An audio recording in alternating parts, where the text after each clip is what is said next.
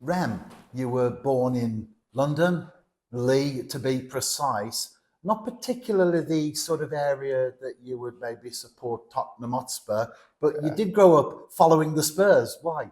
yeah, no, I think the thing, my dad supported Spurs, and then he just installed that into me. Um, so yeah, that's how I'm a Spurs fan. And then as a youngster, kicking a ball around, playing Sunday afternoon football, you got spotted by the team that you followed. Yeah, so I think I was around about age 6 and just playing Sunday league football, age group above myself, so under sevens. I got spotted by quite a few like London clubs, um, Tottenham, Chelsea, Arsenal. But obviously, being a Spurs fan, I decided to, go to Spurs, and I done a few development center sessions, and then off the back of that, that's when I got signed. Yeah. So even as a youngster, it must have been a big positive to have all those other clubs interested. But was it the fact that Tottenham Hotspur were in with the pile that they rose to the top of it? Yeah, 100%. I think like I said beforehand, I'm a Spurs supporter. I used to be a season ticket holder with my dad as well. So once I heard Tottenham were interested, I couldn't care less about the others, and just went straight to Spurs. Yeah. Well, that must have been a great thing, particularly as a season ticket holder, because there are different levels of involvement, aren't there, with football? Some people just watch it on television, others get to go to the games themselves, others, like yourself and your dad, actually had a season ticket. So, did you ever dream that maybe one day you would then become part of the system as you did, because you progressed and you were there for a number of years? Yeah, I think as a child, it's a dream to always play for the team that you support. So that when that opportunity uh, rose, I was just excited to be part of the team I supported. You're a striker now, you know where the back of the net is. Back then, like many players, they do change their positions over the years. Have you gone down that route, or were you always the one that wanted to get that ball in the goal? Yeah, no, I've always been a striker. Always been a striker. Even, there's been different points in my career where I've had to play, in positions that aren't really familiar to me, but I've always been a striker. Yeah. And while you're at Tottenham, we're in Italy now, of course, you did play here as a youngster in a tournament. Yeah, I think we played in. I think the area was in Sicily that we played in.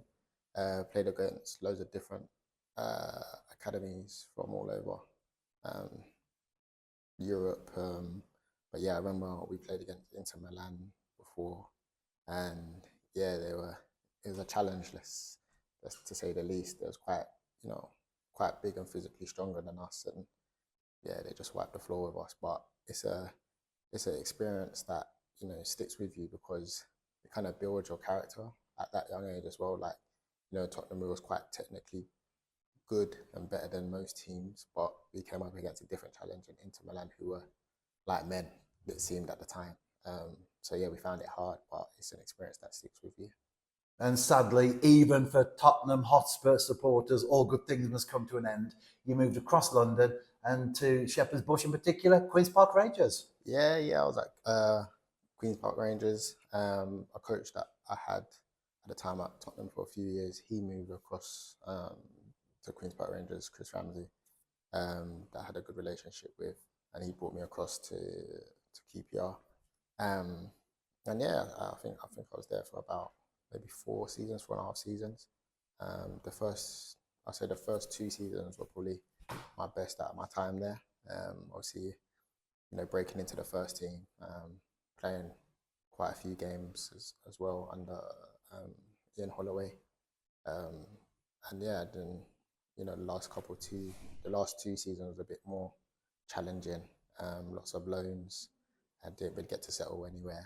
Um, and then at the end of it, ended up contract running out, and then having to move on. While you were with QPR, as you said, you played a few games for the first team. Also, as we made reference to earlier, scored goals as well, including one from the penalty spot against Leeds United in the FA Cup. Yeah, yeah. So I think that was still in the first year. Um, I was coming off the bench around about, December times. And then I think it was in the new year, I think, played against, got my first start against Burton Albion, scored. Um, and then I made it I can't remember who we played, who the manager was when I played against Leeds. Possibly Steve McClaren, I think it was. We played against Leeds, got a start against Leeds, scored against Leeds. So yeah, some good times, some good memories. Well, you mentioned a few very high profile figures there. And if you go on the internet, you can also see quotes from those particular people about yourself, speaking very highly of your development at that time as a young and developing footballer. Was that important in the context of football being quite competitive and sometimes being a lonely place for footballers, to know that people of that caliber were behind you and supporting you and endorsing you? I think for me, obviously, it's always nice to hear good things.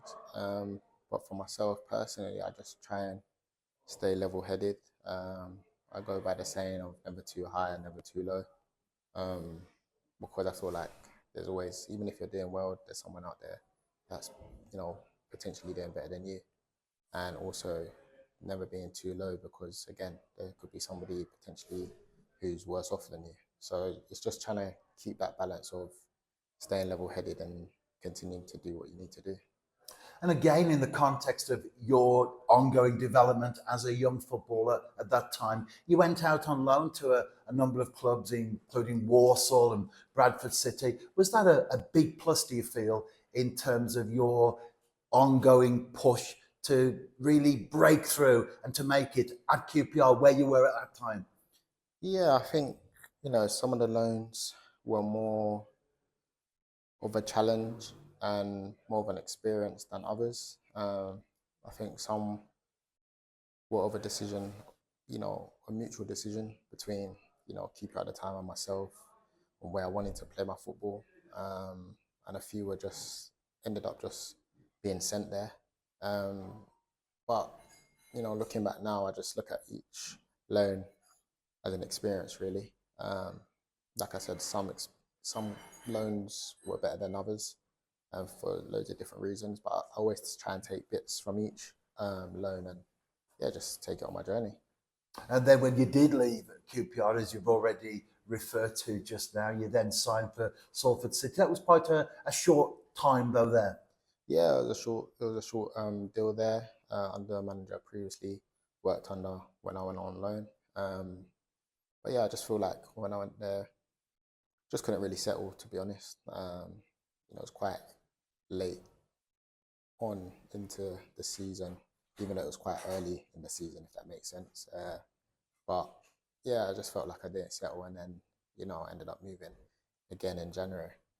And then as you continued to move, your final club was Warsaw. And you were there on loan. That was your first loan club when you were at Queen's Park Rangers. And I guess that shows the importance of wherever you go, for however short the time may be, to leave a good impression, not only on the pitch, but also off it as well. Because you, in effect, you weren't realising that back in the first loan period, but actually you were keeping an open door for yourself, which then became a permanent move.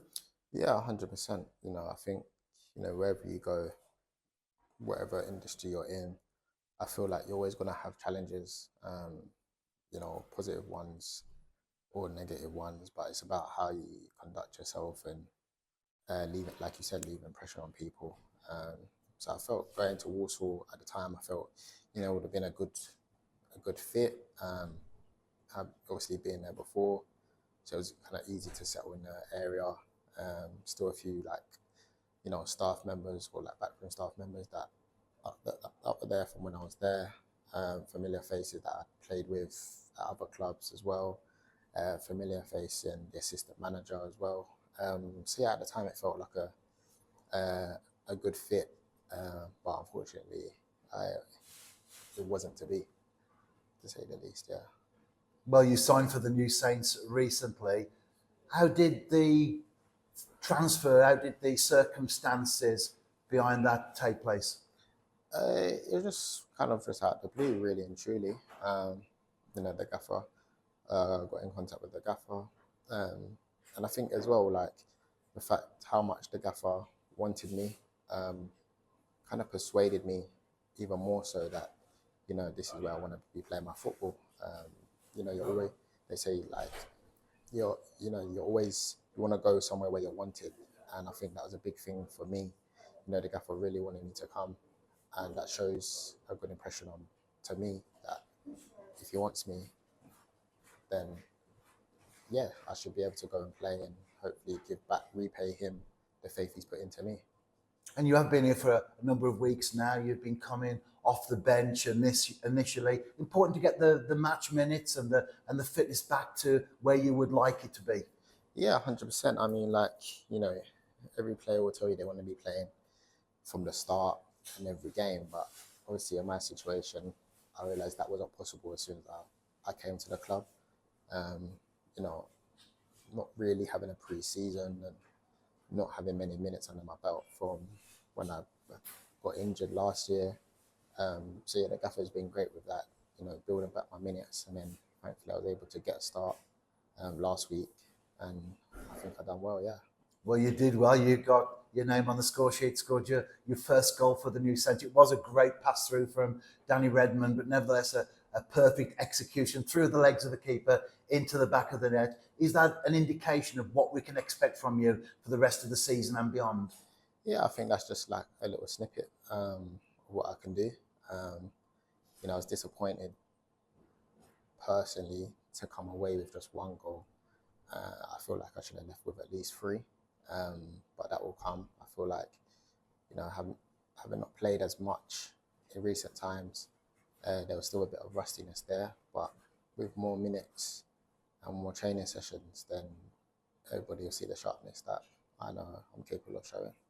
And all the clubs that you've been at, whether on loan or permanent deals, you have scored. Do you feel that the first goal is always a very important one because that's the one that, in a way, settles the nerves and then allows you to kick on and find the net on more occasions, including, as you said there, hopefully a hat trick? That's the way that your thinking is as a striker, I guess. Yeah, I believe so. But I also feel the confidence, that the manager shows in you as well, also um, brings that out in you. I think, the gaffer's mentioned before how, he's brought me in to play as a 9. And hearing that just gives me even more confidence that, you know what, I know what I can do. The gaffer believes in me, which is what you want as a player, to go and, have the shackles off and just enjoy your football. Are you settling into the dressing room well? Yeah, I'm settling in really well. The boys have been class. Quite a few of them have been here for years, which is very rare to say in football. You don't really get as many being at one place for so long. But I think, that's new to me to be at a club like that. And I think that's probably helped settle in really easily and really well. And when you're not training, when you're not playing, what do you like to do? I like to, I've gotten into reading now. So I started reading a few books just to take my mind off so many different things, have some downtime. Sometimes I like to play computer games as well, but I also love to watch different types of sports. Obviously, I love my football and watch whatever game's on, but I'm also into watching tennis as well. I like to watch tennis, whether it's, the WTA tour, the ATP tours. I like to watch tennis a lot, yeah. And what kind of footballer are you when you've had a game and you think to yourself, I didn't play as good as maybe I could have done, or I should have got the hat trick and I only got 1 or 2 goals? Do you go away and beat yourself up and maybe have a sleepless night following the game? Or are you able to turn that around quickly, become even more positive, and then build on from there? I think it depends. I think a bit of both. I feel like everybody knows what they're capable of doing. And for me personally, I know that I should have scored the other 2 chances I had. But then at the same time, I look at the positives and think, that's my first 75 minutes I've had in about a year since I got injured. Played well, team won, and got a goal. So yeah, I tried to take the positives out of it as well, and then just trying to keep improving. Rem, I've enjoyed our conversation today. Thank you for your time. And on behalf of everyone at the New Saints, we give you a very warm welcome. And we hope that your time with us is a very successful and trophy-laden one. Thank you very much.